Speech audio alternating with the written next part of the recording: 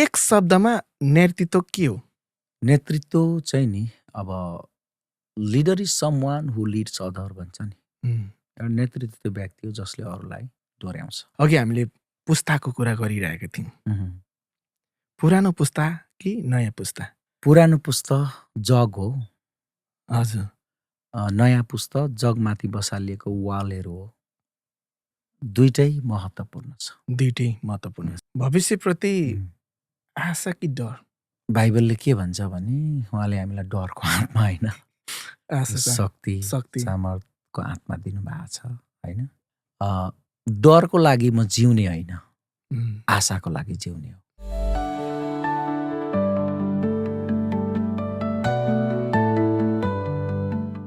जय मसीह साथी, नमस्कार प्रिय दर्शकबिन, म हनक रसाइली। तपाईँले अहिले हेर्दै र सुन्दै हुनुहुन्छ पोडकास्ट विथ हनक रसाइलीमा म स्वागत गर्न चाहन्छु। आजको एपिसोडमा हाम्रो विशेष अतिथि हुनुहुन्छ, अति नै आदरणीय अनि धेरै वर्षदेखि यसरी पास्टरल सेवकाई गरिराख्नु भएको छ। म विशेष गरी पास्टर हाबिललाई आजको यो पोडकास्टमा पाउँदा एकदमै आशिषित भएको छु। आउनुहोस् हामी उहाँसँग कुराकानी गर्नेछौँ। पास्टर दाजु, तपाईँलाई आजको यो पोडकास्टमा म स्वागत गर्न चाहन्छु। धेरै धन्यवाद। जय मसीह भाइ। जय मसीह दाजु, कस्तो हुनुहुन्छ? आरामै छु। आराम नै हुनुहुन्छ? एकदम ठिक छ। धन्यवाद दाजुलाई तपाईँको समयको लागि। अनि अहिले हालमा के कुरामा व्यस्त हुनुहुन्छ दाजु? सर्वप्रथम त धन्यवाद भाइलाई पनि यो समयको लागि। विशेष गरेर अब यी दिनहरूमा अलिकति सेवकाईको कुरो अनि परिवार धान्नको लागि कामको कुरोहरूमै अलिकति व्यस्त छु। हजुर। विशेष गरी दाजुलाई म सोध्न चाहेँ, तपाईँको बाल्यकाल र सेवकाईको जर्नीको बारेमा अलिकति बताइदिनुहोस् न। विशेष अब म जन्मेर हुर्किएको ठाउँ भुटान नै हो। मेरो जन्म 1976 सालमा भएको हो, भुटानको साम्ची डिस्ट्रिक्ट याबा गाउँमा। अनि म 8 महिनाको नानी हुँदा बाबा आमाले गेलेफु लिएर जानुभएको रहेछ। अनि गेलेफुमै हुर्काइ भयो, बढाइ भयो। त्यसपछि 1992मा लगभग म 13-14 वर्षको हुँदाखेरि चाहिँ भुटान छोडेर नेपाल आइयो, रेफ्युजी क्याम्पमा। त्यसरी नै अब जीवन हुर्क्यो भनौँ न। प्रभुलाई चाहिँ भुटानमा पाउनु भएको कि केमा आएर चाहिँ? वास्तवमा हामीले प्रभुलाई पाएको चाहिँ 1983मा भुटानमै हो। तर प्रभु पाएदेखि पछि अलिकति समस्या सतावटको कारणले गर्दा अलिकति केही डिस्कन्टिन्यू भयो। मैले सुन्दाखेरि अब बाबालाई झेलमा पनि हालेको, पास्टर मामालाई पनि। अनि त्यसपछि चाहिँ अलिकति डिस्कन्टिन्यू भएको अरे। अनि जब हामी क्याम्पमा आयौँ 1992मा, अनि त्यहाँबाट चाहिँ निरन्तर हामी चर्च जान थाल्यौँ। अब हामीलाई प्रभुमा हुर्काउने। भुटानमा तपाईँ चर्च जानुभयो कि जानु भएन? गएको, प्रभु पाएर त गएको चर्च। दादगारी पास्टर जोगेन्द्र बसुमाताले हुनुहुन्छ, जसले चाहिँ हाम्रो परिवारलाई बप्तिस्मा दिनुभएको, आमा र बाबालाई भुटानमै बप्तिस्मा दिनुभएको हो। अनि त्यसपछि 1992मा भुटान छोडेर क्याम्प आएपछि चाहिँ अनि हामी निरन्तर अब आइबिबी चर्चमा हाम्रो आदरणीय रेभरेन्ड पास्टर अब्राहम सेन्चुरी जो हुनुहुन्छ, जो हाम्रो मामा पनि हुनुहुन्छ, उहाँकै नेतृत्वमा हामी निरन्तर सेवकाईमा अगाडि बढेर अनि मेरो बप्तिस्मा पनि नेपालमै 1993 जनवरी 14 तारिकको दिन पास्टर जोगेन्द्रको हातबाट नै भएको हो। क्याम्पमा। अनि विशेष गरी तपाईँले आफ्नै सेवकाई चाहिँ कुन सालदेखि सुरु गर्नुभयो? ओके। अनि विशेष गरेर अब सेवकाईमा डोरिँदै जाँदा अब म एउटा किशोर अवस्थाको पनि थिएँ। अनि त्यतिकै अब राम्रो डोर्याउनु भयो। अब हाम्रो आदरणीय पास्टर बाबु जति पनि अग्रजहरू हुनुहुन्थ्यो, उहाँहरूले राम्रो डोर्याउनु भयो। अनि मैले त्यो बिचमा अब यसो ट्रेनिङ गर्ने मौका पनि पाएँ। Short term training, Bible school जाने मौका पाएँ। अनि त्यो हुँदै हुँदै चाहिँ मैले अब आइबिबी चर्चमा नै म युथ लिडर पनि भएँ, केही लिडरसिपमा केही रोलहरू पनि खेलेँ। अनि त्यो बिचमा ट्रेनिङमा जाने आउने, फेरि चर्चमा हेल्प गर्ने हुँदै हुँदै चाहिँ प्रभुसँगको मेरो घनिष्ठ सम्बन्ध धेरै नै बढ्दै गयो। अनि त्यसपछि चाहिँ प्रभुले सेवकाईमा बोलाउनु भएको कन्फर्मेसनहरू मैले पाएँ। अनि त्यसपश्चात 1999 को फेब्रुअरी महिनाको 7 तारिक चाहिँ मैले अभिषेक मण्डलीको स्थापना गरेको हो। अभिषेक मण्डली 1999 1999 को फेब्रुअरी महिनाको 7 तारिक अभिषेक मण्डली स्थापना भएको हो। सायद तपाईँले त्यो सेवाकाई सुरु गर्दै गर्दाखेरि नि छट्टै सायद तपाईँ त्यतिखेर छुट्टिनु भएको थियो होइन आइबिबीबाट। म पनि पुगेको थिएँ, आफ्नै घरमा गर्नुभएको थियो होइन। त्यहाँनिर थोरै परिवार भेला भएर घरबाटै सुरु गर्नुभएको, त्यो चाहिँ म आफैलाई पनि थाहा छ। घरैबाट सुरु गरेको। हजुर। प्रभुले सेवकाई गर्न बोलाउनु भयो। अनि मलाई जुन वरदान जुन बोलाहट दिएर बोलाउनु भयो, अब त्यही अनुसारको सेवकाई गर्नलाई त्यहाँदेखि नि सेवकाईको सुरुवात भयो घरैदेखि, परिवारदेखि। अनि लगभग 6 महिनाभित्रमा चाहिँ 32-33 जना आत्माहरूलाई बप्तिस्मा दिने प्रभुले मौका पनि दिनुभयो। 6 महिनाभित्रमा चर्च धेरै बढ्यो, धेरै बढ्यो। लगभग 32-33 जना मान्छेले बप्तिस्मा लिए। क्याम्पको सेवाकाई गर्दै गर्दा चुनौतीहरू के थिए दाजु त्यतिखेर? के कस्ता सङ्घर्षहरू तपाईँले गर्नुभयो क्या? त्यो बेलाको सेवकाईमा अब सङ्घर्ष भनेको चाहिँ हामीलाई अहिलेको जस्तो सुविधाहरू थियो त्यो थिएन। अहिले जे सुविधाहरू छ नि, हजुर, अब हामीले स्टडीको लागि राम्रो राम्रो बाइबल डिक्सनरीहरू, कन्कोडेन्सहरू, किताबहरू होइन पढ्न पाउनु थियो भने, अब त्यो बेला चाहिँ त्यो सबै कुरो किनेर पढ्न पाउनु थियो भने सायद अब बाइबलीय ज्ञानदेखि लिएर धेरै कुरोमा अझै माथि हुन्थ्यो होला होइन। चुनौती भनेको अब एउटा कुरो त हामी रेफ्युजी क्याम्पमा भएको कारणले गर्दा हामीलाई जति पनि चाहिने स्रोतहरूको नै चुनौती थियो। अब चर्च त सुरु गरियो, हजुर, तर अब हाम्रो हातमा के थियो भन्दा अब बाइबल अनि गीतको किताब, यसो कता कता एउटा दुईवटा किताबहरू होइन त्यो हुन्थ्यो। त्यो बाइबल पनि अब 200-300 किन्नुपर्ने, अब त्यो सबैको लागि उपलब्धि थिएन। अब चुनौती भनेको चाहिँ मिनिस्ट्री गर्नको लागि चुनौती भनेको चाहिँ एक प्रकारले त्यो बेला चाहिँ अलिकति स्रोतहरूकै चुनौती थियो। अनि दोस्रो कुरो चाहिँ फेरि क्याम्पमा सतावटको पनि चुनौती थियो।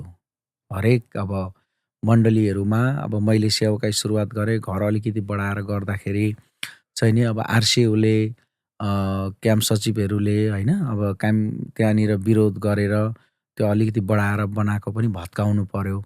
अब पहिलो चुनौती हामीसँग मजाले सेवाकाई गर्नको लागि चाहिँ कतिवटा स्रोतहरूको नै आवश्यकता चुनौती थियो भने, दोस्रो कुरो एक प्रकारले सतावटको चुनौती पनि थियो क्याम्पमा।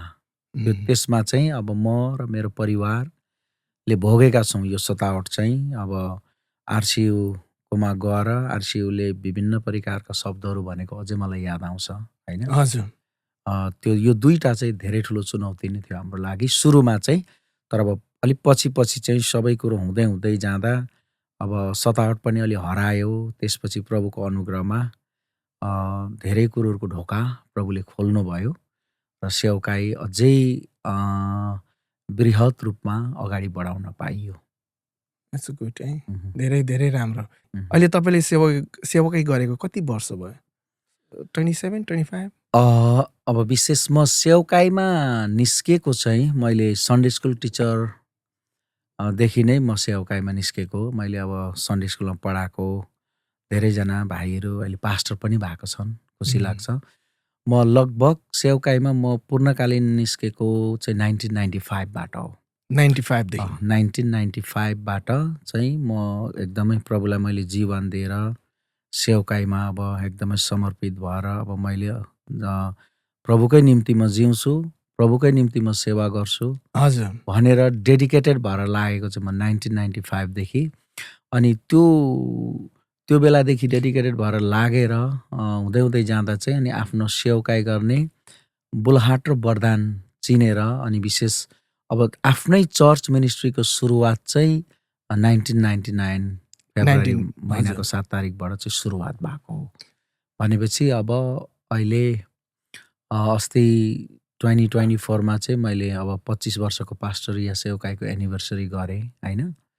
अब लगभग झनै 27 वर्ष 30 वर्ष झन्नै 30 वर्ष भयो 95 31 वर्ष भनौँ न 95 देखि चाहिँ 95 देखि म सेवकाईमा निस्केको इयर हिसाब गर्दा चाहिँ अब लगभग 31 वर्ष भयो। 31 वर्ष तर पास्टरीय सेवकाई लिडरसिपमा निस्केको चाहिँ अब 27 साल वर्ष भयो। 27 वर्ष भनेको त धेरै समय हो होइन। अनि 27 वर्षको सेवकाई पास्टरल सेवकाईमा सबैभन्दा तपाईँले सिक्नु भएको महत्त्वपूर्ण पाठ के हो? के सिक्नुभयो? अब यो सिकेको कुरोहरू धेरै छन्। पास्टरीय सेवकाई चाहिँ अब माथिबाटकै विशेष बोलाहट होइन। हजुर अनि अब यो मण्डलीलाई चाहिँ एउटा स्याहार्ने कुरो होइन। यो जसरी हामीले बालबच्चालाई स्याहारिन्छ त्यसरी नै स्याहार्ने कुरो। पास्टर र मण्डली बिचको सम्बन्ध चाहिँ बाउ छोरा छोरीको हो भन्ने कुरोलाई मैले धेरै सिकेँ। अनि अब त्यतिकै त्यहाँबाट लिडरसिपमा जाँदै अब मेरो लिडरसिप चाहिँ एउटा पास्टरीय सेवकाईबाट सुरुवात भएर अब मैले धेरै लिडर्सहरूको पनि हृदय अब छुने मौका पाएँ र अलिकति मलाई प्रभुले अब पास्टरीय सेवकाईदेखि एउटा एपोस्टोलिक सेवकाईमा पनि ल्याउनु भएको रहेछ। अब आजभन्दा लगभग 10 वर्ष अगाडिदेखि नै मेरो त्यो बोलाहटको पनि सेवकाई भइरहेको रहेछ। अब मैले सिकेको कुरो चाहिँ लिडर्ससँग एउटा गहिरो सम्बन्धका कुरा अनि विश्वासीसँगको सम्बन्ध चाहिँ एउटा पास्टर र विश्वासीको सम्बन्ध के हो भन्दा बाउ छोरा छोरीको भयो होइन। हजुर अनि त्यसपछि अब एउटा लिडरले अर्को लिडरलाई कसरी सहायता पुर्याउने, कसरी उठाउने, कसरी बिल्डअप गर्ने भन्ने कुरो हेर्दाखेरि चाहिँ त्यो एउटा लिडरसँग पनि हामी गहिरो सम्बन्धमा जान सक्ने रहेछौँ भने अब लिडरसिपको पाटोलाई हेर्दाखेरि भनेको एउटा लिडरले अर्को लिडरलाई सकारात्मक प्रभाव पारेर कसरी हामी सँगै प्रभुको राज्यमा काम गर्न सक्छौँ भन्ने कुरो चाहिँ धेरै सिकेँ मैले। हजुर अब एउटा अर्को कुरो चाहिँ अब प्रभुले मलाई दिएको वरदानमा मैले के पनि थाहा पाएँ भने प्रभुले मलाई लिड गर्ने वरदान पनि दिनुभएको रहेछ। विशेष अब 2वटा वरदान मध्ये एउटा सेवा गर्ने वरदान, अर्को नेतृत्व गर्ने वरदान। अब मेरो चाहिँ विशेष नेतृत्व गर्ने वरदान नै रहेछ। यो कुरोको कन्फर्मेसन पाएर अब मैले मेरो गर्दै गरेको एउटा एपोस्टोलिक सेवकाईको धेरै काम गरे पश्चात अनि कन्फर्मेसन भएर प्रार्थना गरेपछि चाहिँ अनि मैले 2024 मा चाहिँ एपोस्टोलिक ओर्डिनेसन पनि लिएको। हजुर र अब यो लिडरसिपमा सिकेको कुरो अब विश्वासी र पास्टर लिडरको सम्बन्ध बाउ छोरा छोरीको अनि एउटा लिडरले अर्को लिडरसँगको गहिरो सम्बन्धका कुरो चाहिँ धेरै महत्त्वपूर्ण पाठ सिकेको छु मैले। यति लामो समयसम्म सेवकाई गर्दै गर्दा सेवकाईमा सबैभन्दा कठिन समय कहिले आयो र कसरी तपाईँले पार गर्नुभयो?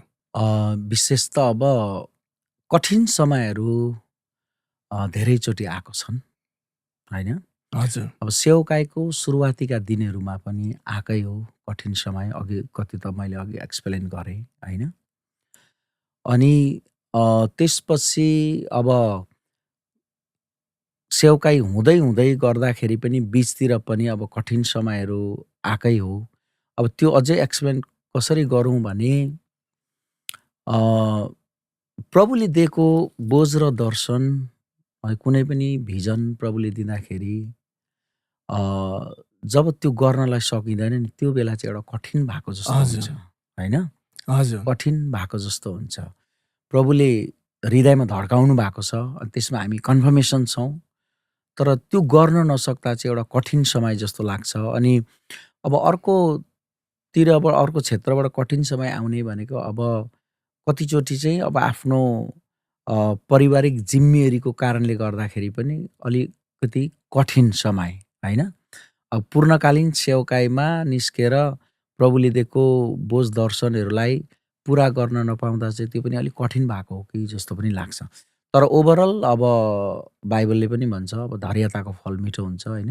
एउटा लिडरले धैर्यता गर्न सक्दा भनेको प्रभुले जे कुरो हृदयमा हाल्नु भएको छ त्यो कुरो चाहिँ ढिलो छिटो काम भएर नै छोड्छ फेरि। अनि यो चाहिँ मैले मेरो जीवनमा धेरै एक्सपिरियन्स गरेको कुरो छ। अब विशेष गरी दाजुलाई म सोध्न चाहेँ, तपाईँ अमेरिका आएर कुन सालमा आउनुभयो? अ, 2000 2009 को सेप्टेम्बर महिनाको 25 हजुर। तारिक मैले क्याम्प छोडेँ।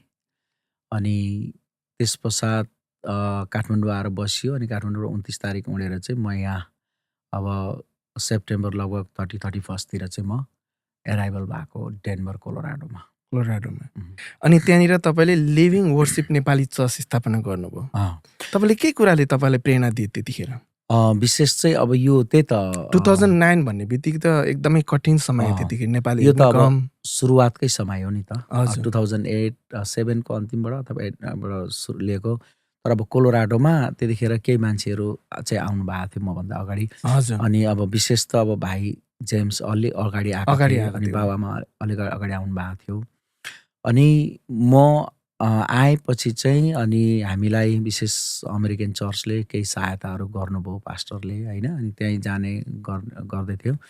अब अमेरिकन चर्चमा सेवकाईमा जाँदाखेरि भनेको सबै कुरो राम्रो हुन्छ तर आफ्नो भाषा सबै मान्छेले स्पष्ट नबुझ्दा भनेको अप्ठ्यारै हुन्छ। अनि जब नेपालीहरू धेरै अब सेवकाईमा गएको जनसमुदाय देख्दै गर्दा अनि अब मलाई त प्रभुले अब सेवकाई गर्न बोलाएको नै हो नि त। अब देश छोडे पनि अब नेपाललाई छोडेर आइयो तर प्रभुले दिएको दर्शन र बुलाहटलाई त छोडिएन नि त, त्यो त हजुर। साथमै आयो एउटा। अनि म अहिले पनि सबैलाई के एन्करेज गर्छु भने साँचो दर्शन र बुलाहट सेवकाई गर्न हामीले पाएका छौँ भने कुनै पनि ठाउँमा गएर सेवकाई गर्न चाहिँ सक्छौँ प्रार्थना गरेर होइन भन्ने।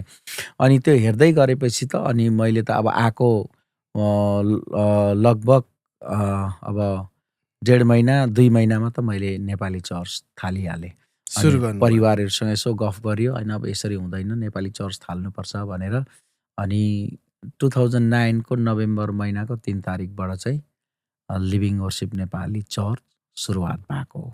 आज विशेष गरी अमेरिकामा यति धेरै चर्चेसहरू बढेको छ होइन। आजको चर्चले सामना गरिरहेका मुख्य चुनौतीहरू के हो? के जस्तो लाग्छ तपाईँलाई? ओभरअल अहिले अब हाम्रो भुटनिस नेपाली मण्डलीहरूले अमेरिकामा धेरै अब चुनौती भोगेको कुरो चाहिँ के छ भन्दा अब मैले फ्र्याङ्कली भन्नुपर्दा अब मण्डलीमा अलिकति टुटफुट बढी छ। यो धेरै ठुलो चुनौती छ। लिडरसिपमा गुड अन्डरस्ट्यान्डिङ छैन। हजुर। यो एउटा ठुलो चुनौती छ।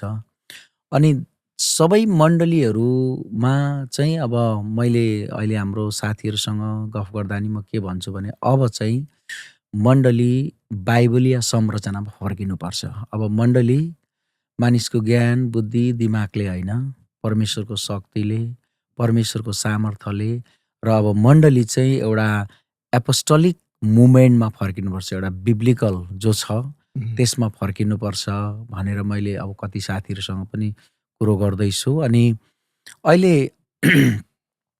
मण्डली चाहिँ नि अब धेरै सबै नभनौँ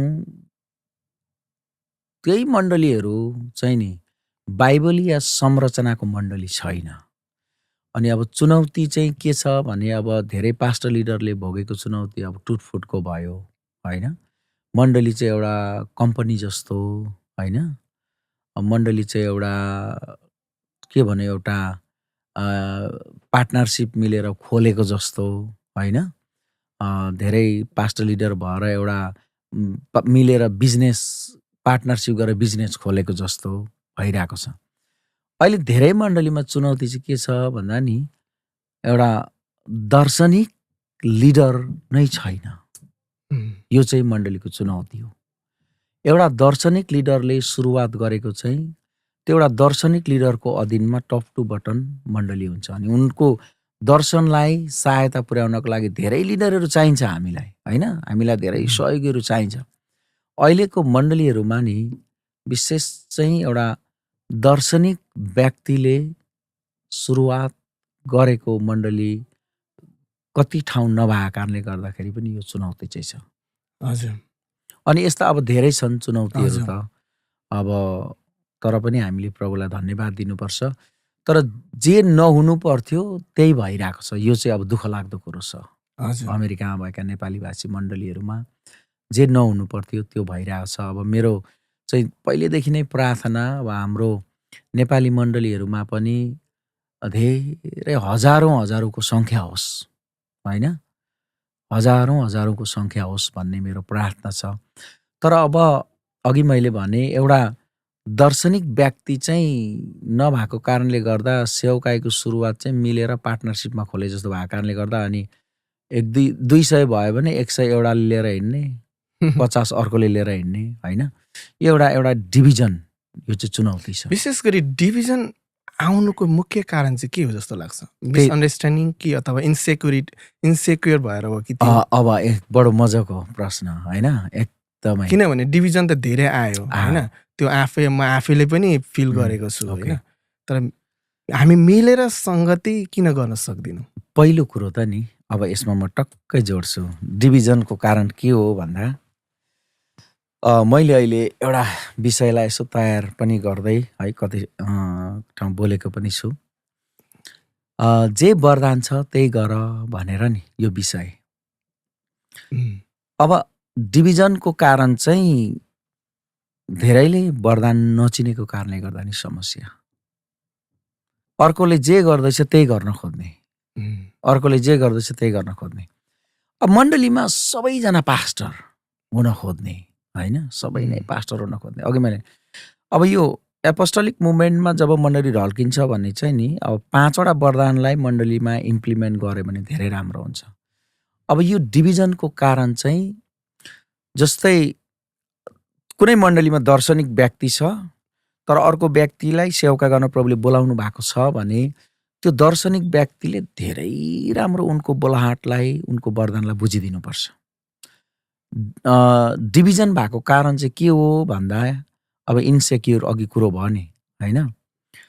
धेरै पास्टरले मलाई जस्तै उनलाई पनि सेवकाई गर्न बोलाउनु भएको छ प्रभुले भन्ने कुरो नबुझ्दाखेरि पनि डिभिजन भएको छ। एक्ज्याक्टली, होइन? अब मलाई मात्रै बोलाएको, मैद्वारा मात्रै गर्ने यहाँको, होइन? म हामीसेबाट कौन है भन्छ नि भन्ने। अब यो बिब्लिकल लिडरसिपमा चाहिँ यो कुरो चल्दैन, होइन?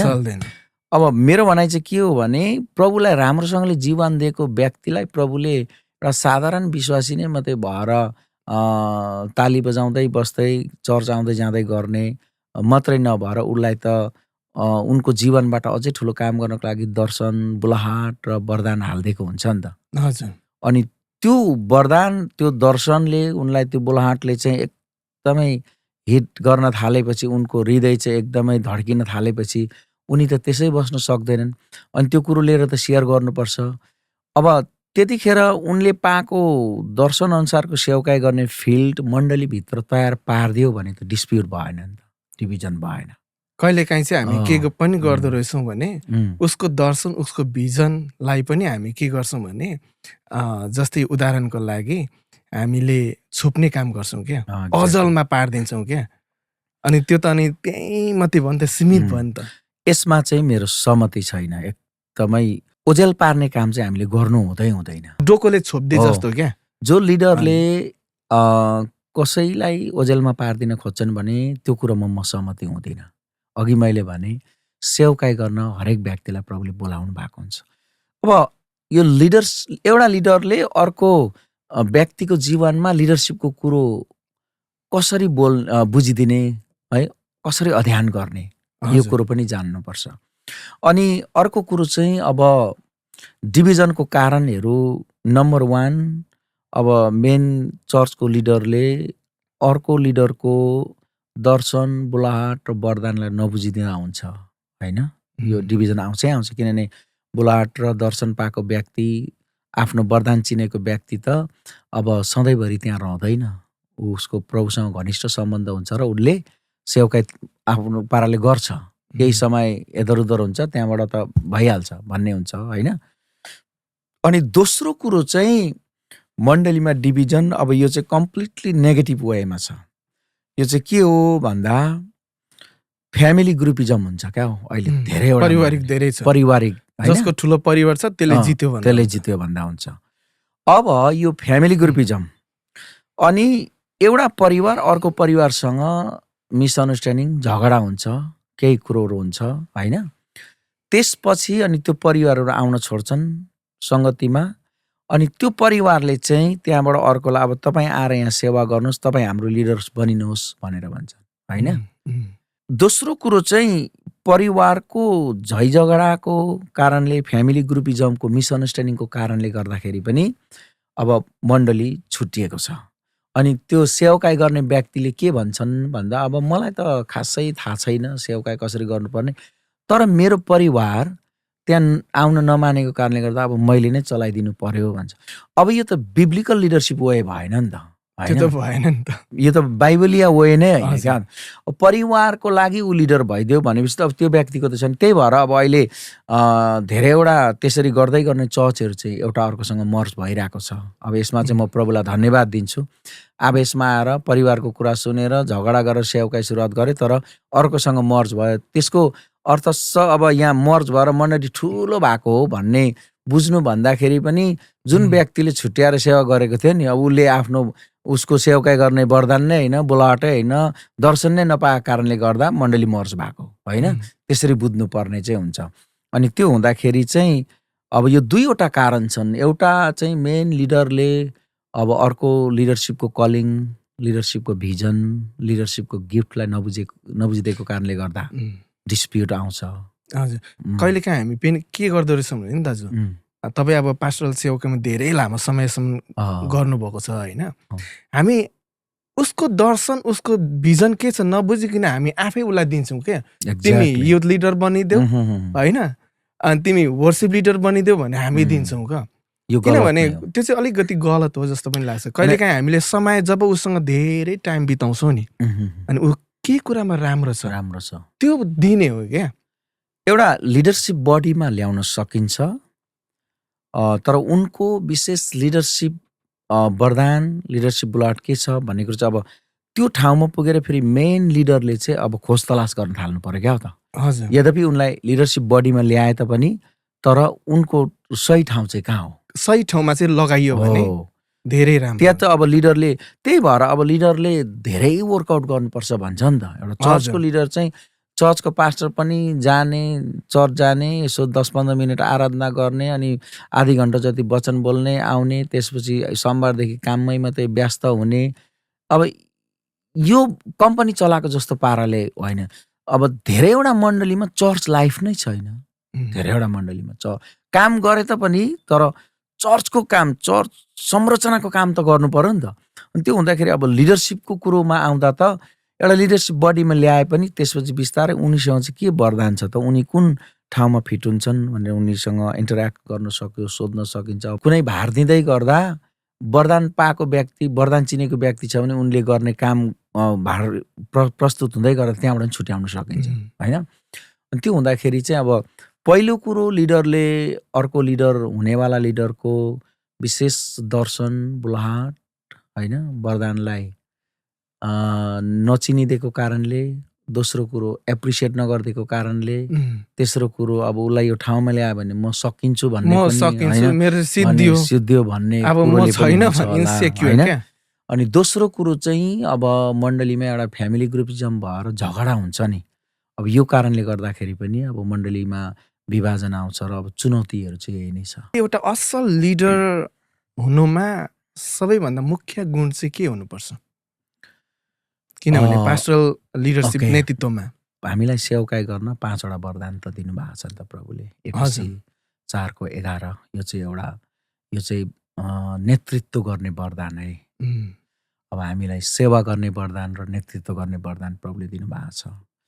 अनि अब विशेष त यो 5वटा वरदान मध्ये होइन, प्रेरित, अगमवक्ता, अब पास्टर, शिक्षक, प्रचारक होइन, अब मण्डलीको एउटा लागि प्रभुले यो दिनुभएको यो 5वटा वरदान अब विशेष चाहिँ मण्डलीहरू स्थापित अब कसले गरे भन्दा प्रेरितहरू है। बाइबलमा पनि हामी जब पहिलेको शताब्दीको मण्डली अब के अरे प्रेरित 2:42 देखि पढ्यो भने त्यहाँ सबैभन्दा माथि के शब्द छ भने नि, अब 3000 भन्दा बढी मानिसले विश्वास गर्छन्। त्यहाँ के भन्छन्, तिनीहरू प्रेरितहरूका शिक्षा, संगति, संयुक्त भोज र प्रार्थनामा लागिरहे भन्छ, होइन?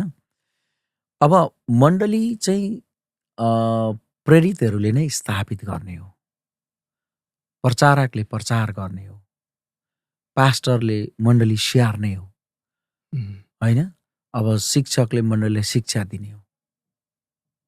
यो अब यसमा चाहिँ जस्तै अब यो वरदान अनुसारको मान्छेको गुण चाहिँ हुनु पर्यो। फेरि यसमा त सबैभन्दा पहिले अब प्रभु येशूबाट हामीले एउटा लिडरसिप कुरोलाई सिक्ने हो भने त अब सबैभन्दा पहिले नम्र हुनु पर्यो, होइन? लिडरले अरूको सेवा गर्न, चाहे अब जे भए पनि, अहिले अब रेभरेन्ड भने पनि, डाइरेक्टर भने पनि, अब डक्टर भने पनि, होइन? अब हाम्रो अहिले त धेरैजना डक्टरहरू भइसक्नु भएको छ, होइन? डक्टरै पनि जे भए पनि, तर अझै राम्रो बाइबलले एक्सप्लेन गरेको कुरो के छ भन्दा, अब we are the servant of God, होइन? हामी पहिला परमेश्वरको सेवक गरौँ। डक्टर भए पनि सेवकै हो, रेभरेन्ड भए पनि सेवकै हो, डाइरेक्टर भए पनि सेवकै हो, एपोस्टल भए पनि सेवक नै हो, पास्टर भए पनि सेवक नै हो, होइन? प्रचारक भए पनि सेवक नै हो, अगमवक्ता भए पनि सेवक नै हो, होइन? तब यी हुनुपर्ने चाहिँ के हो भन्दा, अब आफ्नो फिल्डलाई आफैले भताभुङ्ग पार्नु चाहिँ हुँदैन, आफ्नो क्षेत्रको। त्यो चाहिँ के हो भन्दा, अब हाम्रो लिडरसिप एउटा आचरणका कुरोहरू पनि भयो, होइन? हाम्रो लिडरसिपको शैलीका कुरोहरू पनि भयो, जीवनशैलीका कुरोहरू भयो। अनि अब यसमा गुण भनेको चाहिँ नि,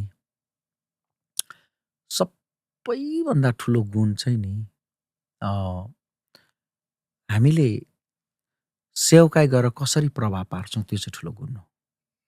एउटा प्रभुको दासले लेखेको किताब मैले पढ्दै थिएँ, अब लिडरसिपको विषयमा, होइन? सर्भिङ फर्स्ट नट पोजिसन भनेर, क्या? पहिला आफूले सेवा गर अनि मात्रै ओधा। तर हाम्रो अहिले धेरै नेपाली मण्डलीहरूमा हामी एकदमै छिटो ओधा दिइहाल्छौँ, ओधामा मान्छे ल्याउँछौँ, होइन?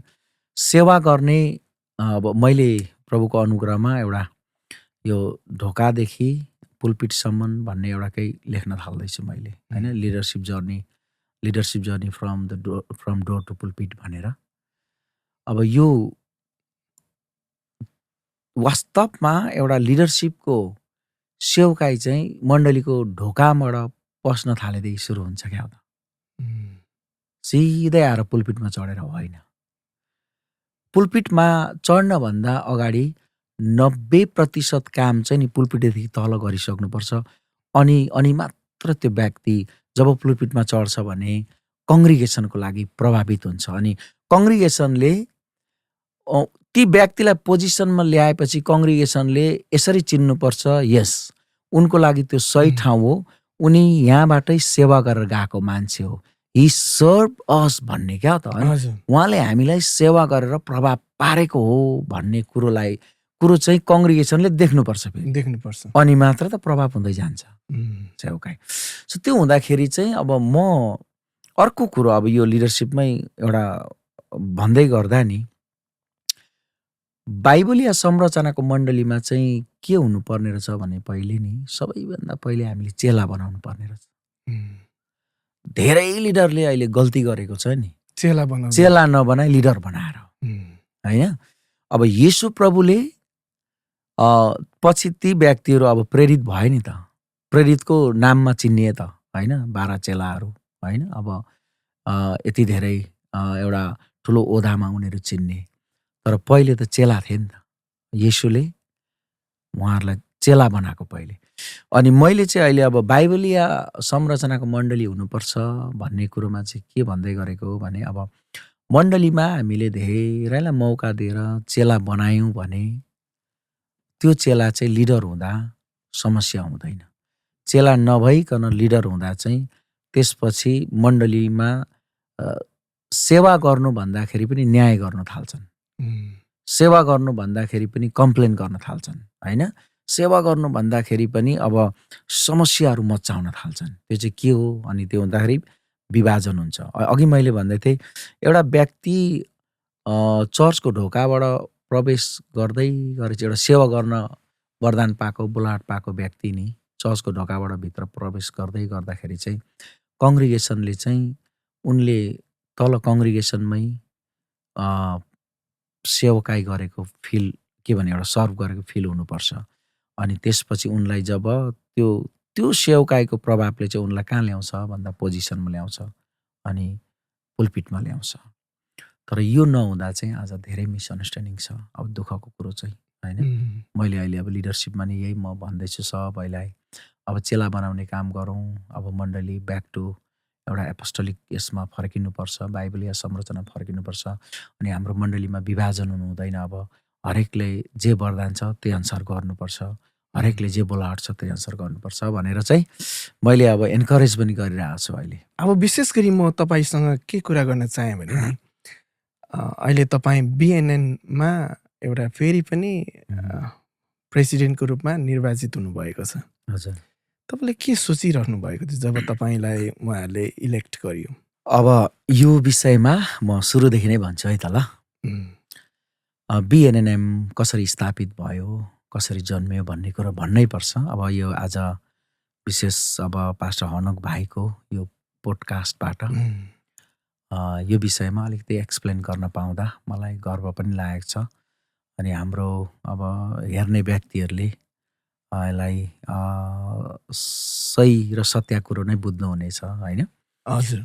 2009मा अब अमेरिका आइयो। अनि 2009को अघि मैले भनिहालेँ नोभेम्बर महिनाबाट मेरो आफ्नै सेवाकै सुरुवात भयो, लिभिङ ओर्स नेपाली चर्च। अनि बिस्तारै बिस्तारै अब कम्युनिकेसनहरू हुन थाल्यो होइन। अनि आउँदाखेरि चाहिँ अब हामी क्याम्पमा एकदमै हामी धेरै राम्रो एउटा रिभाइभल मिनिस्ट्री गरेर आएको व्यक्तिहरू हो नि त होइन। सबैजना 7वटा क्याम्पमा धेरै राम्रो राम्रो सेवकाई गर्ने व्यक्तिहरू, हरेक दान वरदानलाई युज गरेर सेवकाई गर्ने व्यक्तिहरू आएको। अनि यता आउँदाखेरि चाहिँ अब अमेरिकाको परिस्थितिले गर्दा एक प्रकारले हामी सबैको त्यो एउटा अभिषेकलाई, शक्तिलाई, वरदानलाई होइन एक प्रकारले ओझेलमा पारेको पनि देखेँ। अनि अब यो त अब यसो पो रहेछ त्यसो पो रहेछ भन्ने विभिन्न प्रकारको कुरोहरू पनि भयो। त्यहाँदेखि अनि प्रार्थना गर्दै लाँदाखेरि त होइन, अब हाम्रो ब्याकग्राउन्ड त त्यो हो। हामी त पवित्र आत्माको शक्ति सामर्थ्यमा वरदानलाई युज गरेर प्रयोग गरेर सेवकाई गर्ने ब्याकग्राउन्डबाट आएको। अब यस्तो हुँदैन भन्ने गर्दै गफ गर्दै जाँदा अनि विशेष मैले 2012मा एउटा युथ कन्फरेन्स राखेँ डेनभर कोलोराडोमा। अनि यसमा स्पिकर हाम्रो रेभरेन्ड टेक हुनुहुन्थ्यो। अनि पास्टर कुमार सुन्दास भाइ अहिले जो सिन्सिनेटी ओहायोमा हुनुहुन्छ।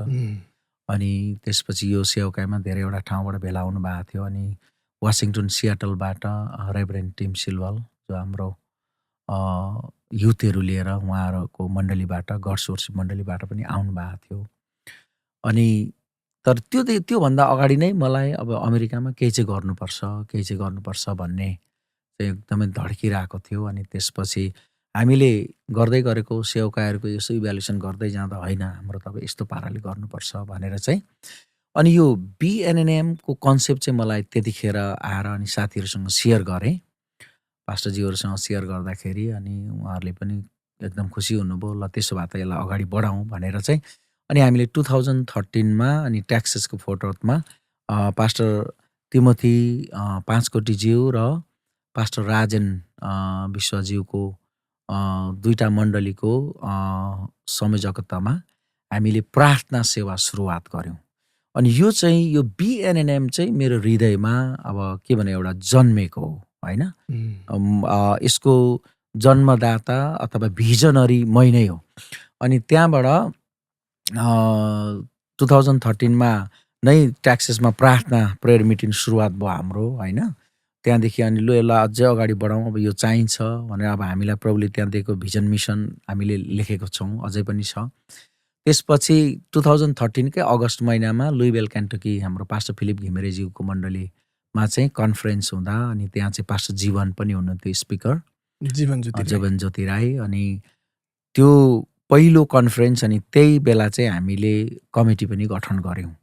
अनि त्यहाँबाट मलाई नै उहाँहरूले नेतृत्व गर्ने मौका दिनुभयो। तपाईँ आफै प्रेसिडेन्ट हुनु प्रेसिडेन्ट भयो। अब फर्मल कमिटी सुरुवात भयो। अनि त्यहाँबाट हुँदै हुँदै जाँदाखेरि त्यो चाहिँ 2013 देखि 13 को कुरा हो, 2013 देखि। अनि टक्कै मैले अब 10 वर्ष टक्कै यसको नेतृत्व गरेँ। अनि त्यसपछि तपाईँहरूको चाहिँ 10 इयर्सको ग्याप हुन्छ कि होइन, कस्तो हुन्छ? यो यस्तो भएको। अब त्यति बेला मैले लगभग 4 वर्ष 5 वर्षमा अब नेतृत्व फेर्नुपर्छ भन्दै गर्दाखेरि अब सबै साथीहरूले अहिले अब राम्रो भइरहेको छ, अब अझै धेरै कुरो गर्नु छ, गर्दै जाउँ भन्ने। अब अघि मैले भने नि के अरे सबैलाई नेतृत्व गर्ने वरदान नहुन सक्छ। अब नेतृत्व गर्ने वरदान नभएको व्यक्तिले निरन्तरता दिन पनि सक्दैन। अनि यो BNNM-मा त्यसपछि धेरैवटा मण्डली जोडिँदै अनि राम्रो अब हुँदै गयो होइन। राम्रो हामीले गर्दै गयौँ। अनि अब छोटकारीमा भन्नुपर्दा अब 10 वर्ष बादमा चाहिँ अनि मैले होइन अब केही समय रेस्ट लिनुपर्छ, अरूलाई मौका दिनुपर्छ भनेर अनि 2023 को जनवरीमा चाहिँ बोर्ड अफ डिरेक्टर चेन्ज भएर अनि हाम्रो पास्टर साम गौतम जो मेरो पालोमा उहाँ पास्टर कुमारले रिजाइन दिएदेखि पछि हामीले उहाँलाई 2016 ओहायोको कोलम्बसमा कन्फरेन्स हुँदाखेरि उहाँलाई हामीले सचिव पनि नियुक्त गऱ्यौँ। अनि उहाँले राम्रो काम अब गर्नुभयो होइन, राम्रो काम गर्नुभयो सचिव हुँदा हामी दुईजना सबै मिलेर। अनि त्यसपछि 2023 चाहिँ के अरे यो बोर्ड अफ डिरेक्टर चेन्ज हुँदाखेरि चाहिँ अनि अब अरू हाम्रो फाउन्डर मेम्बरहरूले पनि अब त्यति इच्छुक नहुँदाखेरि अनि अन्तिममा चाहिँ उहाँलाई नै उहाँको नाम उच्चारण भएर उहाँलाई नै दियो जिम्मा होइन, पास्टर साम गौतम जो अहिले टेक्सास फोर्ट वर्थमा हुनुहुन्छ। अनि यो 3 वर्ष अब उहाँको नेतृत्वमा काम राम्रै भयो। उहाँ र उहाँको टिमले अब राम्रै नै गर्नुभयो। अनि यो 3 वर्षमा अब चाहिँ हामीले यो 3 वर्षमा गरौँ है त भनेर त्यो बेलै हामीले निर्णय गरेको। अब यो अहिले म रिइलेक्टेड भएको छु होइन, तपाईँ 3 वर्षको लागि हो। अब हामी टिम 3 वर्षको लागि नै हो। अनि अब 3 वर्षको अवधिमा अब सबै टिमहरूले पास्टरहरूले अब कस्तो पाराले इभ्यालुएसन गर्नुभयो। अब यो इलेक्सन हुँदा चाहिँ अब नेतृत्व चाहिँ भिजनरीमै जानुपर्छ, यो भिजनरी व्यक्तिले नै अब निरन्तर गर्नुपर्छ भन्ने आवाजहरू सबैको हुँदा अब उहाँ सबैको कुरोहरू हुँदा अब हामीले इभ्यालुएसनहरू सबै गर्दाखेरि चाहिँ अब नेतृत्व जसलाई भिजन दिएको छ, जसले जन्माएको छ उसैले नेतृत्व गर्नुपर्छ भनेर चाहिँ अब त्यो आवाजहरू आएर अब अस्ति हाम्रो मार्च महिनाको 28 तारिक यहीँ नै एक्रनमा मिटिङ हुँदाखेरि अनि यो विदाउट एनी कन्ट्रोभर्सियल होइन, अब म फेरि पनि मैले यसको जिम्मा लिएँ। अनि अब मैले जन्माएको मिनिस्ट्री म एउटा भिजनरी भएर जन्माएको मिनिस्ट्रीलाई फेरि पनि नेतृत्व दिनु त मलाई त आपत्ति भएन। अनि त्यो हुँदाखेरि चाहिँ अब अस्ति मार्च महिनाको 28 तारिकदेखि म फर्मल फेरि पनि BNNM-को एउटा कार्यकारी अब अध्यक्ष म भएको छु र अहिले यसैको काममा पनि अब लागिरहेको छु। अनि विशेष अब BNNM सुरुवात हुनुको मुख्य कारण के हो भन्दा अब हरेक मण्डलीले मण्डलीको जागृति हराउनु हुँदैन, मण्डलीको आत्मिक वातावरण हराउनु हुँदैन, मण्डलीले कम्प्रोमाइज गर्नु हुँदैन, अमेरिकाको वातावरणले मण्डलीलाई तान्नु हुँदैन। अब अमेरिकाको है धेरैवटा चर्चको इतिहास हेऱ्यो भने कति शक्तिशाली छ होइन, यति साइन्स एन्ड वन्डर्स मिराकल्स भएको मण्डलीहरू छन्। तर अहिले मण्डलीहरू के हुँदैछ भन्दा धेरैवटा मण्डलीहरू सटडाउन भएर जाँदैछ। अमेरिकन चर्चेसहरूमा अब यङ जेनेरेसनहरू थोरै चर्चमा मात्रै पाइन्छ नि त होइन। अनि बुढाबुढी हुँदै गएपछि अब चर्च बेचेर अब अहिले चर्च मस्जिद भएको छ, चर्च अब मन्दिर भएको छ होइन। त्यो हुँदा चाहिँ अब यो जागृति हराएपछि चर्चको भविष्य पनि हराउँछ, शक्ति हराएपछि चर्चको भविष्य पनि हराउँछ, वरदान हराएपछि चर्चको भविष्य पनि हराउँछ। पवित्र आत्माको शक्ति र सामर्थ्य जब मण्डलीबाट बाहिर निकाल्छ नि अनि चर्चको भविष्य पनि हराउँछ।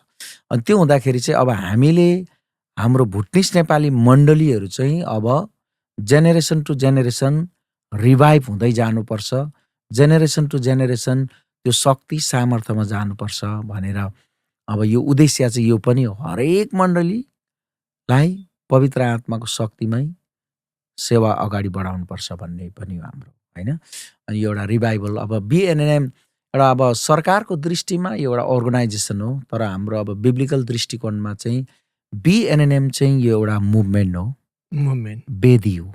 उम्, BNNM चाहिँ एउटा वेदी हो जहाँबाट हामी अभिषेक बगाउन चाहन्छौँ, जहाँबाट हामी वरदान बगाउन चाहन्छौँ, जहाँबाट हामी शक्ति बगाउन चाहन्छौँ, जहाँबाट हामी चर्चको लागि एउटा लाइफ बगाउन चाहन्छौँ।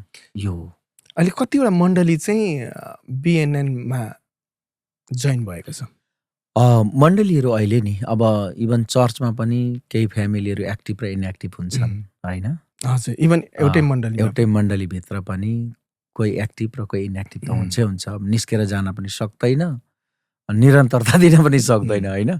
त्यस्तो अहिले आई थिङ्क हामी मोर देन 20 मण्डली छौँ BNN अब एक्टिभ चाहिँ, होइन? एक्टिभ। त्यस्तो धेरै त छैन, तर अब यो सबै गर्दाखेरि अलिक छ, तर अब मैले अलिकति एक्टिभली लागिपर्ने चाहिँ आई थिङ्क मोर देन 20 मण्डली नै छ। विशेष गरी तपाईँको नेतृत्वमा BNNMको भिजन र फ्युचर प्लान के छ अब? के गर्दै हुनुहुन्छ? ओके। किनभने तपाईँ न्यू इलेक्सनमा आउनुभयो। अब अझै अलिकति नयाँ कुराहरू गर्दै हुनुहुन्छ कि छैन? हाम्रो यो अब विशेष हामी नयाँ बोर्ड सेलेक्सन गरिरहेको छौँ अहिले। हजुर। यो फाइनल भइसकेको छैन। हजुर। तर अब हाम्रो अब आमाहरूको डिपार्टमेन्ट छ, युथहरूको डिपार्टमेन्ट छ, अब एउटा जेनरल भयो। अब जेनरल सेन्ट्रल कमिटीको प्रेसिडेन्ट म भएँ भने अब वुमेन डिपार्टमेन्टको हाम्रो पेन्सिल्भेनियाबाट हाम्रो दिपा प्रधान बहिनी हुनुहुन्छ, जो सिपिङ वर्कमा रहेर सेवकाई गर्नुहुन्छ। अनि पहिला उहाँ त टेक्सासमा हुनुहुन्थ्यो हैन? पहिला उहाँ टेक्सासमा हुनुहुन्थ्यो, न्युयोर्कमा सर्नुभयो, न्युयोर्कबाट अनि यता सर्नुभयो। अनि युथहरूको डिपार्टमेन्टमा चाहिँ हाम्रो पास्टर सिमियन गजमेर भाइ, उहाँ पनि पेन्सिल्भेनियामै हुनुहुन्छ। अनि अब यो तिनैवटा डिपार्टमेन्टमा हामीले विशेष काम गर्न सहायता पुर्याउने व्यक्तिहरूलाई सेलेक्सन गरिरहेका छौँ। अब चाँडोभन्दा चाँडो हाम्रो यो कमिटीको सबै कुरो सिद्धिएर अनि एउटा इन्ट्रोडक्टरी हाम्रो एउटा मिटिङ हुन्छ। त्यहाँबाट उता भनेको अब विशेष चाहिँ अब BNNMले सबैभन्दा पहिले चाहिँ अब हामी एकदमै मण्डलीलाई विशेष गरेर हामी अलिकति स्याहार्ने काम गर्छौँ, स्याहार सुसार गर्ने। कसरी चाहिँ मण्डलीको पास्टरहरूलाई हामीले कसरी सहायता पुर्याउन सक्छौँ, नम्बर 1, होइन? त्यो हुनेछ। अब त्यसमा धेरै कुरोहरू पर्छन्, है? कतिचोटि हामीले लिडरसिप ट्रेनिङ लिएर, कतिचोटि हामीले एउटा प्रार्थनाको मुभमेन्ट लिएर जान सक्छौँ, कतिचोटि हामीले एउटा विशेष वर्कसप्सहरू लिएर हामी जान सक्छौँ, होइन? अनि त्यहाँबाट अब हाम्रो अब भिजन चाहिँ BNNMमा मण्डलीहरू पनि बढाउने, त्यसपछि अलिकति अब हरेक मण्डलीहरूमा जागृति कसरी ल्याउने। मण्डली चाहिँ एउटा जीवन बगेको मण्डली हुनु पर्यो नि त, होइन? मण्डली त एउटा भेला भएर एउटा धर्म अवलम्बी जस्तो त हुनु भएन, होइन? अनि अब यस्ता धेरै छन्। हामीले अहिले चाहिँ अब नेसनल फोकस मात्रै हुनेछ हाम्रो यसमा, नेसनल फोकस मात्रै हुनेछ। अहिले हामीले अब पहिलेदेखि नै हामीले इन्टरनेसनली त त्यति गरेका छैनौँ। आपतकालीनमा केही सहायताहरू उठाएर पठाउने गरेका छौँ। अनि किन भन्दा BNNMले अर्को बाहिरको लागि मिसनको काम अहिले नै गरिहाल्दैन, किनभने BNNMमा भएका प्राय प्रत्येक चर्चको आफ्नो आफ्नो मिसन छ क्या बाहिर, होइन? आफ्नो आफ्नो मिसन छ बाहिर। अनि त्यो हुँदाखेरि चाहिँ अब अर्को फाइनेन्सियल प्रेसराइज चाहिँ नगर्ने भन्ने छ। अनि अब यहीँ भित्रै हामीले अब एकदमै धेरै कुरोहरू गर्नको लागि चाहिँ अब हामीले चर्चका लिडरसिप बडीलाई कसरी हामीले एजुकेटेड बनाउन सक्छौँ, बिब्लिकल नलेजमा हामीले कसरी बढाउन सक्छौँ, नयाँ नयाँ टेक्नोलोजीहरू छन् अहिलेको समयअनुसारको काम, अनि यङ जेनेरेसनहरूलाई अब कसरी हामीले उठाउन सक्छौँ, आमाहरूको मुभमेन्टलाई हामीले कसरी उठाउन सक्छौँ, त्यो हुँदाहुँदै अब धेरै कुरोहरू छन्। अब यसमा चाहिँ यो चाहिँ अब हाम्रो म नेतृत्व गर्ने भए पनि अब यसमा हाम्रो टिमलाई प्रभुले दिएको कुरोहरू हामी ल्याउँछौँ। अब हरेक टिमलाई प्रभुले हृदयमा हालिदिएको कुरोहरू के छ हामी त्यो ल्याउँछौँ, अनि तीमध्ये हामी के गर्न सक्छौँ। अब यो टिम बसेर अब यो पालि मलाई राम्रै टिम प्रभुले जुटाउनु भएको छ। अहिले तपाईँको टिममा कतिजना व्यक्ति हुनुहुन्छ? अब विशेष सेन्ट्रल कमिटीमा त अब हामी लगभग 6-7 जना छौँ।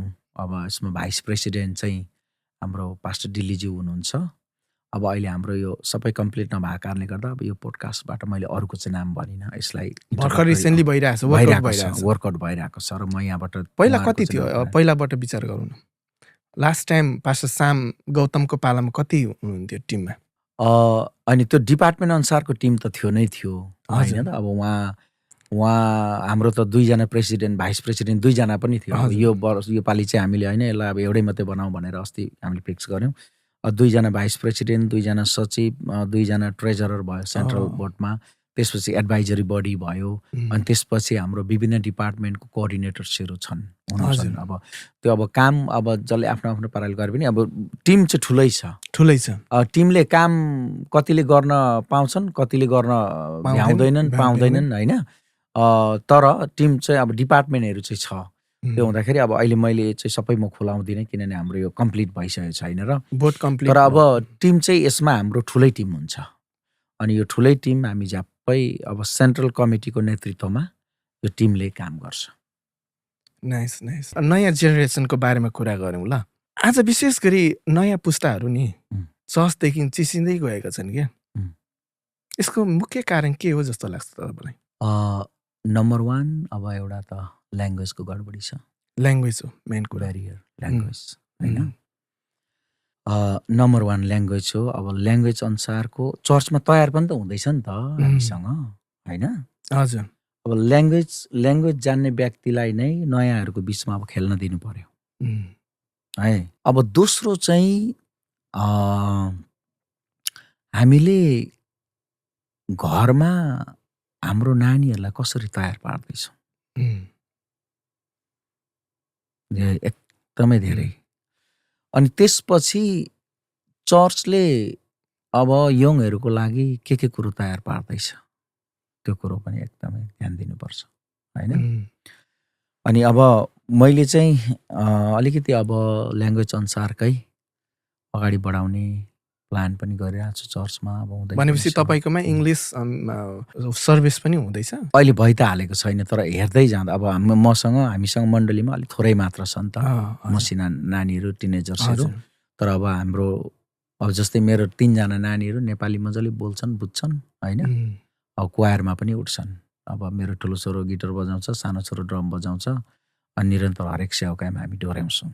उनीहरू ट्र्याकदेखि त्यति बाहिर छैनन् होइन। तरै पनि अब स्टिल उनीहरूलाई सजिलो चाहिँ के छ फेरि इङ्ग्लिस ल्याङ्ग्वेज नै छ। अनि उनीहरूको लागि गर्ने अब यो यङहरूको लागि नि अब अर्गनाइजेसन चर्चेसहरूले अब भाषा अनुसारको फिल्ड तयार पार्नै पर्छ। धेरै इम्पोर्टेन्ट हो। अनि अब अहिलेको समय अनुसारको अब नानीहरू त टेक्नोलोजीमा अगाडि छन्। त्यो टेक्नोलोजी मार्फत उनीहरूलाई स्पिरिचुअल इम्प्याक्ट कसरी पार्न सक्छौँ टेक्नोलोजी मार्फत होइन। उनीहरूको भाषा अनुसारको टेक्नोलोजी अनुसारको स्पिरिचुअल इम्प्याक्ट कसरी पार्न सक्छौँ त्यो चाहिँ इम्पोर्टेन्ट हो। अनि विशेष गरी तपाईँ युवाहरूलाई चाहिँ के सन्देश दिन चाहनुहुन्छ? हरेक युवाहरूलाई पावलले तिमोथीलाई भने जस्तो होइन। हजुर। कसैले तिम्रो जवानीलाई हेला गर्न नपाओस्। हजुर। तिमी तिनीहरूको उदाहरण हौ होइन। तिमीलाई हात राखेर मिलेको वरदानको अवहेलना नगर, हेलचेक्राइ नगर भनेर भन्छ। हजुर। म के भन्छु भने हरेक युवाहरूलाई प्रभुले धेरै बृहत रूपको सेवाकाई गर्न बोलाउनु भएको हुन्छ। हजुर। हामीले जे गर्दैछौँ त्योभन्दा पनि प्रभावशाली, त्योभन्दा पनि शक्तिशाली, हजुर, त्योभन्दा पनि बृहत रूपको सेवाकाई गर्नको लागि प्रभुले बोलाउनु भएको छ। नम्बर 1 एकदमै सबमिसिभ हुनु पर्यो चर्चमा। पहिलो कुरो त प्रभुसँगको घनिष्ठ सम्बन्ध है। अब युवा युवतीहरूको जीवन संसारसँग कम्प्रोमाइज हुने जीवन हुनु भएन क्या होइन। हजुर। संसारसँग कम्प्रोमाइज गरेर पाप गर्ने जीवन हुनु भएन। दोस्रो कुरो चर्चमा सबमिसिभ हुनु पर्यो। तेस्रो कुरो अब के भने एउटा आफूलाई प्रभुले दिएको कुरोहरू चाहिँ नि सेयर गर्नु पर्यो पास्टर लिडरसँग। मलाई यो दिँदै हुनुहुन्छ प्रभुले, यस्तो दिँदै हुनुहुन्छ होइन। अब म चाहिँ कसरी बुझ्छु भने हाम्रो नयाँ जेनेरेसनको व्यक्तिहरूलाई प्रभुले शक्तिशाली रूपमा सेवाकाई गर्न बोलाउनु भएको छ। हामीले भन्दा धेरै ठुलो पाराले गर्न सक्नुहुन्छ। तर अब प्रक्रिया छ नि त, हजुर। होइन? अनि जुन पास्टर लिडरले हुर्काउँदैछ प्रभुमा, उसैलाई आत्मिकी बाउ मान्नु पर्यो, उम्, उसैलाई मेन्टरसिप मान्नु पर्यो, उसै मार्फत प्रार्थना गरेर अगाडि बढ्नु पर्यो। कहाँ फेसबुकमा र युट्युबमा चिनेको पास्टरको मेन्टरसिपमा बस्नु भएन। स्थानीय मण्डलीको हो, पास्टर बी चाहिँ सबमिसिभ, होइन, um, to your local church, local church. Local pastor. Um, मेरो सन्देश हो धेरै महत्त्वपूर्ण। एकदमै जवानीहरूलाई। चाहे तर बाहिरबाटको चाहे जानोस्, सिक्नु शिक्षित होस् अथवा डिग्री नै होस् नहोस्, नहोस्, होइन? लोकल चर्च भनेको सबैभन्दा महत्त्वपूर्ण। सबैभन्दा महत्त्व love your local church. Love your local church, होइन? Submissive up to your local pastor, be submissive, होइन? यही म भन्न चाहन्छु। अनि प्रभुले अब सबमिसिभ भएर अगाडि बढ्दै जानेलाई शक्तिशाली रूपमा चलाउनुहुन्छ। म चाहिँ के विश्वास गर्छु भने हाम्रो यङ जेनेरेसनले हामीले भन्दा ठुलो काम गर्नुहुन्छ। कतिचोटि चाहिँ नि दाजु मलाई यसो विचार गर्दा नि लिडरसिप पोजिसनमा हुँदै गर्दाखेरि नि यसले त गर्दैन भन्ने खालको क्या अलिकति विश्वास नगरेको हो कि क्या जस्तो पनि लाग्छ। सिनियर जति पनि लिडरहरू हुन्छ होइन, अलिकति युथहरूलाई पनि अलिकति प्राथमिकतामा राखियो भने नि हाम्रो भुटनिस लिडर्सहरूमा, भुटनिस नेपाली लिडरहरूमा नि यो ल्याक अफ नलेज भन्छु म यो क्षेत्रकोमा चाहिँ, होइन? इन्सेक्युर किन हुनु? धेरै देख्छु हामी नि म धेरै एउटा मण्डलीमा अलिकति ऊभन्दा राम्रो आयो भने नि त्यसलाई पर पारिदिन्छ क्या, पार्सलिटी पर पारिदिन्छ। अनि तपाईँको उसको दर्शन, उसको भिजन, सबै कुरोहरूलाई चाहिँ उनीहरूले के गरिदिन्छ भने ढाकिदिन्छ क्या, छोपिदिन्छ क्या दाजु। अनि ऊ त बढ्न पाएन नि त बिचरा। त्यही त। अनि म चाहिँ के चाहन्छु भने हाम्रो लोकल चर्चमा राम्रो राम्रो व्यक्तिहरू आयो भने नि हामीले अवसरहरू चाहिँ दिनुपर्छ है। त्यही त। अब ठाउँहरू देखाइदिनु पर्यो क्या। एउटा कुरो चाहिँ नि के हो भने अवसर दिनेले पनि दिनुपर्छ, अवसर लिनेले पनि लिनुपर्छ। तर इम्प्याक्ट चाहिँ कति बेला हुन्छ भने सेवा, योर सर्भिस विल इम्प्याक्ट, कामले चाहिँ त्यही त महत्त्वपूर्ण कुरो। अवसर पाएर पोजिसन त दियो नि त, तर त्यो पोजिसन अनुसार काम छ कि छैन। अब इट इज डिपेन्ड, हजुर, हाउ यु सर्भ पिपल, होइन? कसरी मानिसको सेवा गर्ने, यसमा डिपेन्ड हो नि त। अनि त्यो हुँदाखेरि चाहिँ अब अवसर नदिनु पनि ल्याक अफ नलेज नै भन्छु म। अब त्यसरी बुझाइ होइन, यदि कसैले त्यस्तो गरेको छ भने त्यो बाइबलीय बुझाइ होइन। अब अवसर लिनेले पनि फेरि जबरजस्ती लिन्छु भन्दैछ भने त्यो पनि गुड अन्डरस्ट्यान्डिङ होइन। अघि मैले भने चर्चको ढोकाबाट भित्र पस्दै गर्दाखेरि सेवा गरेर आउँदै आउँदै आउँदै गर्दा त त्यो व्यक्ति त अब ढोकादेखि पुलपिटमा आउने है अवसर चाहिँ मण्डलीले रिकमेन्ड गर्ने हो नि त, होइन? अवसर दिएको व्यक्ति अगाडि उभिँदै गर्दा मण्डलीले त सेलिब्रेसन गर्नुपर्छ त, होइन? त्यो हुँदाखेरि अब यसमा चाहिँ के हो भन्दा नि अब अवसर पाएको व्यक्तिले सर्भ गरेर मान्छेलाई इम्प्याक्ट पार्ने बित्तिकै सकिन्छ क्या। हजुर, निकाल्दा नि निक्लिनु सक्दैन, किन भन्दा अलरेडी हिज सर्भिस इम्प्याक्टेड अलरेडी, होइन, मानिसहरूलाई। त्यो हुँदाखेरि चाहिँ अब दुईतर्फलाई यसरी बुझ्नुपर्छ। अब म विशेष गरी कार्यक्रमको अन्ततिर पनि आइसकेको छु। ऱ्यापिड फायर क्वेसन गर्छु ल दाजु। ओके, छिटो छिटो जवाब दिनुहोस् एक शब्दमा। अलिकति मजा गर्न चाहेँ। तपाईँसँग लिडरसिपको कुराहरू धेरै गरियो, मजा पनि आयो होइन। कतिचोटि मिल्दैन कतिवटा पक्षहरू, होइन, त्यो आफ्नो ठाउँमा छ। तर हामी सबै कुरा गर्छौँ, प्रभुकै सेवा गर्दैछौँ, त्यो चाहिँ सबैभन्दा महत्त्वपूर्ण कुरा छ। एक शब्दमा हामीले नेतृत्वको कुरा धेरै गरेका छौँ क्या आज, हो किन? लिडरसिपको बारेमा एक शब्दमा नेतृत्व के हो? नेतृत्व चाहिँ नि अब leader is someone who leads other भन्छ नि। एउटा नेतृत्व त्यो व्यक्ति हो जसले अरूलाई डोर्याउँछ। नाइस। त्यही हो नि। प्रार्थना कि योजना? पहिले प्रार्थना, दोस्रो प्रार्थनाको नेक्स्ट के हुन्छ भने योजना हुन्छ। अघि हामीले धेरै कुराहरू गरेका छौँ। सेवा कि सफलता? सेवा पछि सफलता। नाइस। किनभने अघि हामीले भने पहिला चाहिँ हामी पहिला भन्नु के हुनु पर्यो? सर्भ गर्नु पर्यो, सेवा पछि सफलता आउँछ। नाइस। चर्च कि मिसन फिल्ड? चर्च स्ट्रङ भएर मिसन फिल्डमा जान सक्छ। हजुर, पहिलो प्रायोरिटी। अब पहिलेको शताब्दीको मण्डली एक ठाउँ भेला भएर के गर्थे, होइन? चर्च सुरुवात भयो नि त। हजुर, अनि चर्च दह्रो भयो भने मिसनमा जान सक्छ। नाइस। तर अब पहिला फर्स्ट चाहिँ आफ्नो लोकल चर्चलाई हो, मजबुत बनाउनु मजबुत पर्यो। बनायो। मजा आयो। आलोचना कि प्रशंसा? व्यक्तिले गर्दै गरेको क्रियाकलापमा निर्भर आलोचना कतिको महत्त्वपूर्ण छ? चाहिन्छ जीवनमा। चाहिन्छ। प्रशंसा मात्रै धेरै खोज्नु भएन। म चाहिँ प्रशंसाभन्दा आलोचना बढी आयो भने म धेरै धेरै अगाडि बढ्छु जस्तो लाग्छ। नाइस।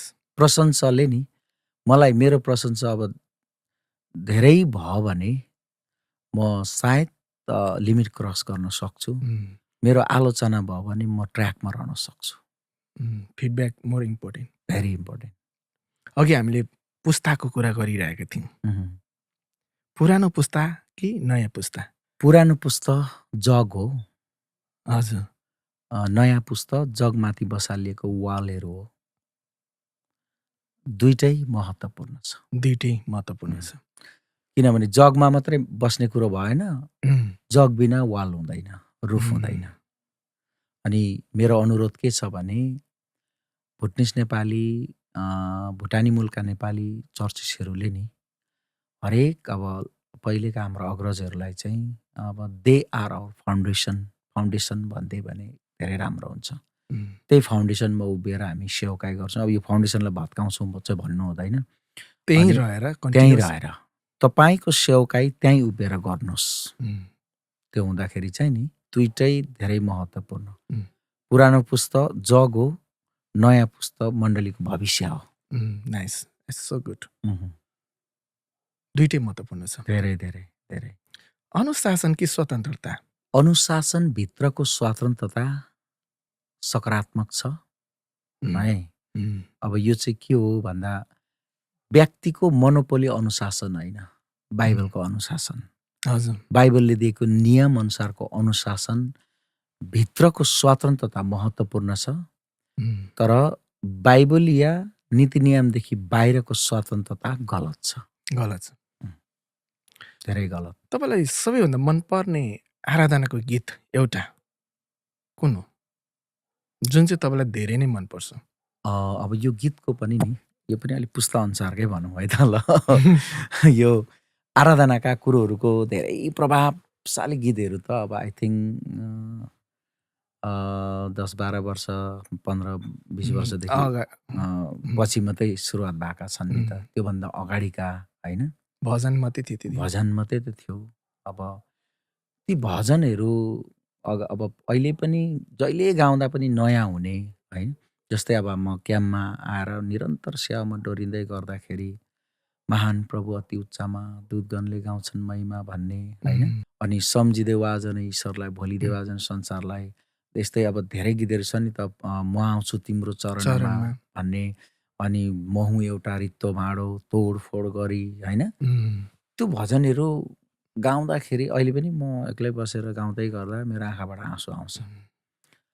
त्यो त्यतिखेर अब यो प्रेजेन्ट वर्सिपको मुभमेन्ट नेपाली जगतमा सुरुवात भएको त धेरै भएको त छैन नि त होइन। अहिले पछि आएर चाहिँ धेरै आराधना प्रशंसाका कोरसहरू निस्केर धेरै भयो। अनि अहिले आएर अब हरेक यो जस्तै एड्रिन देवनज्यूले धेरैवटा कम्पोज गर्नुभएको छ होइन। उहाँले त नेपाली मण्डलीहरूलाई त गीतले त यति धेरै प्रभाव पार्नु भएको छ नि। अनि अब धेरै छन् नि त, धेरैले गर्नुभएको छ। अनि यो अलिकति यो पुस्तकको कुरो हेऱ्यो भने म दुइटै पुस्तकका व्यक्तिहरूको गीतले मलाई धेरै इम्प्याक्ट पारेको छ।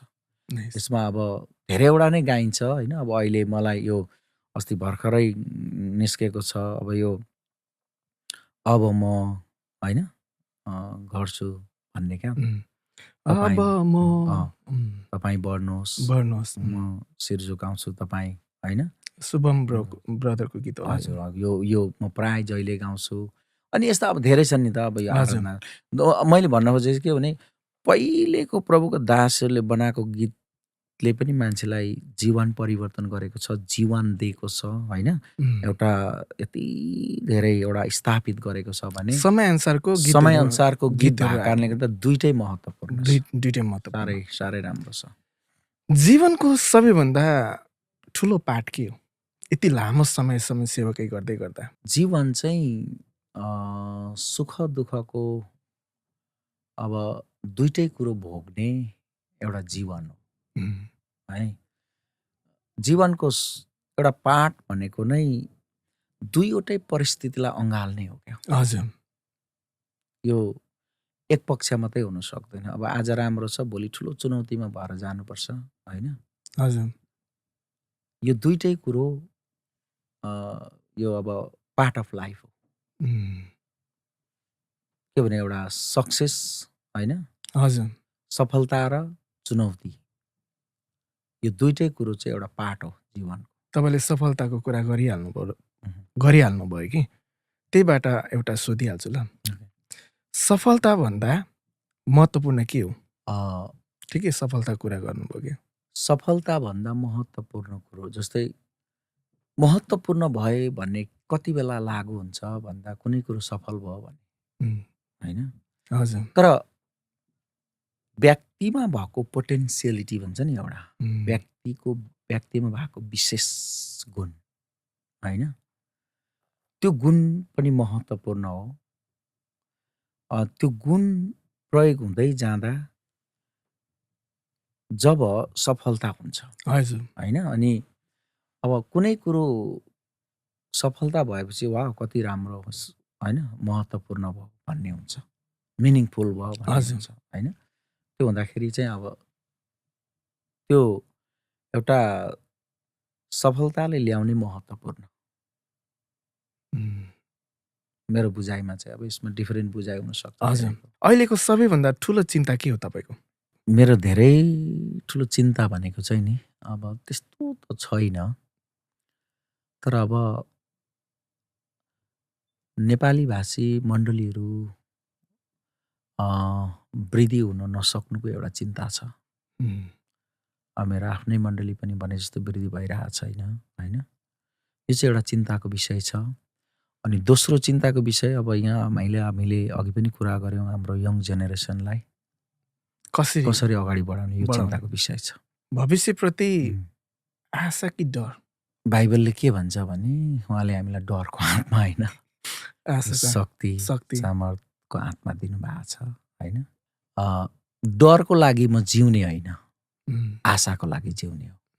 यिर्मिया अब 29:11 प्रतिज्ञालाई टक्क ल्याउने हो। जुन योजना मैले तिमीहरूको निम्ति बनाएको छु त्यो नक्सानीको लागि होइन, तर उन्नतिको लागि अनि आशा अनि भविष्य दिनलाई। अब यो त बाइबलको प्रतिज्ञा हो त हाम्रो लागि।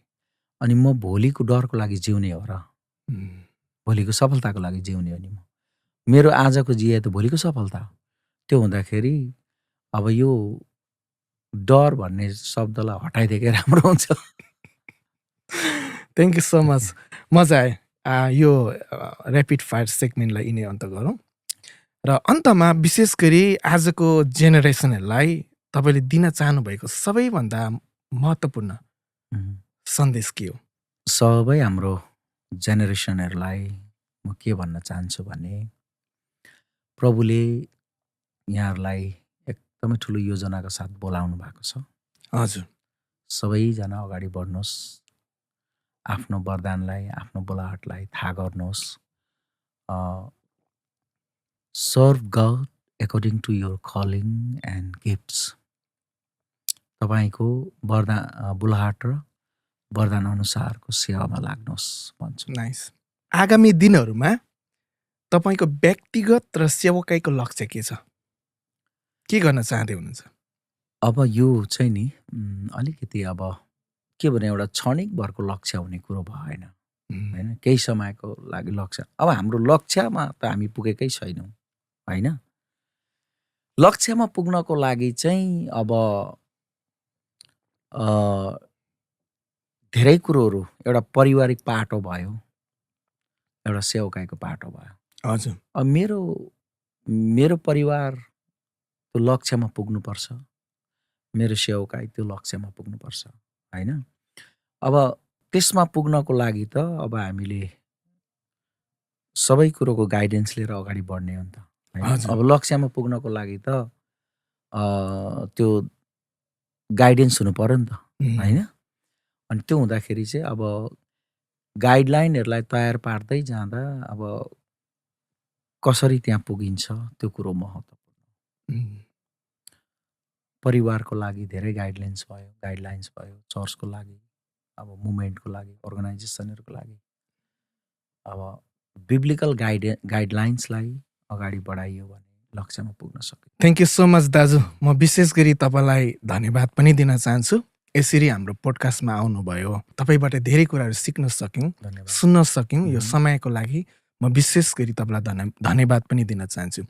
अझै पनि केही कुराहरू छुटेको छ भने तपाईँले विशेष गरी राख्न सक्नुहुन्छ। ओके, धेरै धन्यवाद पास्टर अनोक भाइलाई, र विशेष गरेर यो पोडकास्ट मिनिस्ट्री नै हो भाइको। र आज मैले जति पनि कुराहरू भने विशेष गरेर यो मलाई प्रभुले दिएको कुरोहरू बाँडेको छु, र धेरै धन्यवाद। अनि यो पोडकास्ट मार्फत म विशेष अन्य जति पनि पास्टर लिडर्सहरू अथवा कोही सेवकाई गर्ने व्यक्तिहरू, यहाँहरूलाई प्रभुले दिएको कुरो यो पोडकास्टमा आएर बाँड्नुहोस् भनेर म भन्छु। अनि जति बेला पास्टर अनोक भाइले यहाँलाई बोलाउनुहुन्छ भने समय मिलाएर आइदिनुहोस्।